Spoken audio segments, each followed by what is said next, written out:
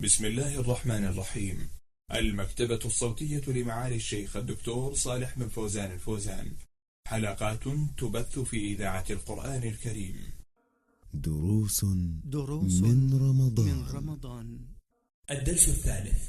بسم الله الرحمن الرحيم. الحمد لله رب العالمين، صلى الله وسلم على نبينا محمد. قال الله تعالى: يا أيها الذين آمنوا كتب عليكم الصيام كما كتب على الذين من قبلكم لعلكم تتقون.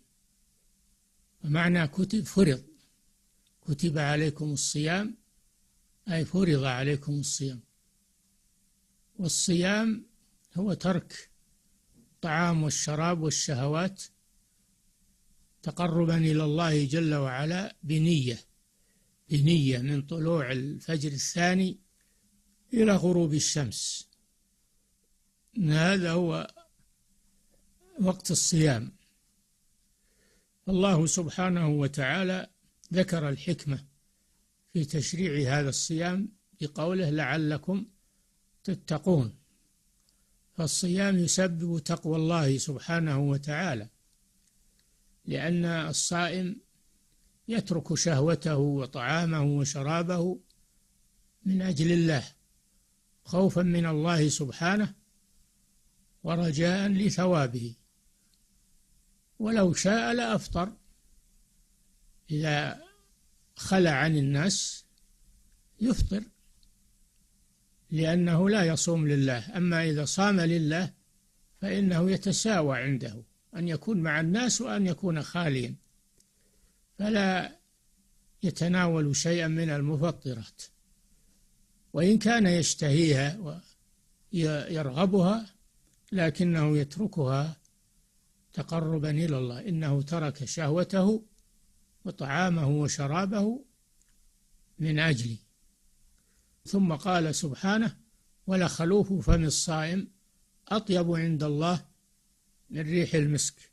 والخلوف هو ما يتبقى على اللثة والأسنان من الطعام، فإنه يكون له رائحة يكرهها الناس، وكذلك يخرج من معدته إذا خلت من الطعام والشراب، يخرج منها رائحة يكرهها الناس، لكن الله يحبها، لأن هذه الرائحة ناشئة عن طاعة الله عز وجل، فهو يحبها لأنها أثر ناشئ عن طاعته، وإن كان الناس يكرهونها.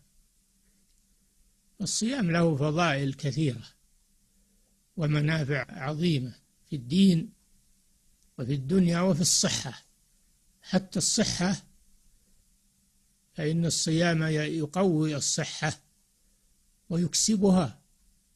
فالصيام له فضائل عظيمة وله آثار طيبة على الإنسان. لذلك تجد الصائم يختلف عن المفطر، لأن الصائم يكون عليه الوقار، عليه الصمت والمهابة، عليه الخشوع لله عز وجل. أيضا الصائم يحب تلاوة القرآن ويحب ذكر الله، لأن قلبه قد تفرغ من الشواغل، فإنه يعين على الأعمال الصالحة الأخرى. ولهذا قال جل وعلا في ختام الآية: لعلكم تتقون. والصيام يسبب تقوى الله عز وجل وطلب مرضاته، فلله الحمد والمنة على هذه النعمة العظيمة. أيضا الصيام يعود الإنسان على الصبر والتحمل، فإنه يعطش ويجوع، تضعف نفسه، ومع هذا يصبر على ذلك. فهو أيضا يعود على التحمل وعلى ترك المألوفات، ويربي الإنسان على ذلك، وهذا نوع من أنواع التقوى. قال جل وعلا: لعلكم تتقون، أي أن الله شرع هذا الصيام لأجل حصول التقوى في قلوب الصائمين. هذا فيه فضل لهذه العبادة العظيمة التي شرعها الله لعباده دائما وابدا من باب التطوع، وفرض الصيام في شهر رمضان وجعله أحد أركان الإسلام. لله الحمد والمنة. صلى الله وسلم على نبينا محمد وعلى آله وأصحابه أجمعين.